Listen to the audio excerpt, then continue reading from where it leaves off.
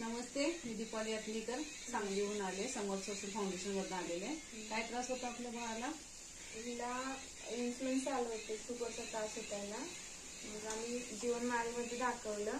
तिथं त्यांनी सांगितलं की शुगर आहे म्हणून. मग आम्ही तिथलं डिस्चार्ज घेऊन आल्यानंतर तुम्हाला फोन करून इन्शुरन्स वगैरे माहिती सांगून तुमच्याकडून औषध घेतलं. किती होतं बाळाला इन्शुरन्स? तेव्हा 3 टाइम होते, 4 युनिट. आणि ते एज आहे आता 4 वर्ष पूर्ण, 5वं चालू आहे.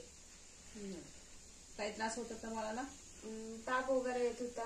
परत दिवसापासून एक 15 दिवस होते. तुमचे औषध घ्यायच्या अगोदर 1.5 महिने होते. ताप होता.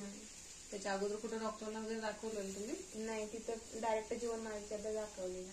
शुगर स्पेशलिस्ट आहेत काय ते स्पेशालिस्ट नव्हते, ते लहान बाळांचे होते. मग आम्ही नंतर त्यांनी सांगितल्यानंतर पटवर्धनकडे दाखवलं. बाळाला काय काय त्रास होत होता? पहिल्यांदा तिला फक्त लघवीला जास्त जाणं, पोटनं साफ होणं, विकनेस, अशक्तपणा होता, वेट कमी होत होता.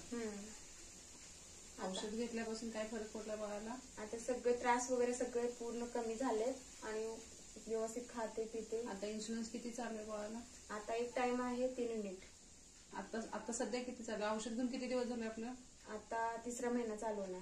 औषध घेतल्यावर किती दिवसात बाळाला तुमच्या फरक पडला? एक 15 दिवसात.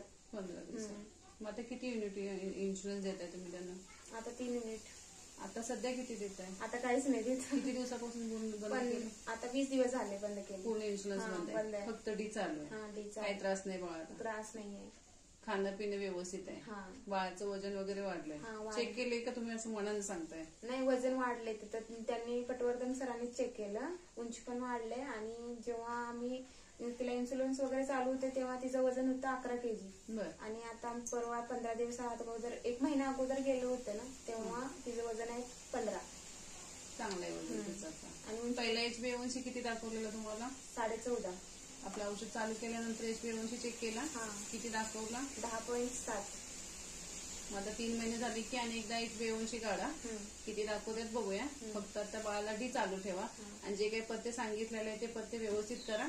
बाळाची थँक्यू. नाव काय बाळा तुझं?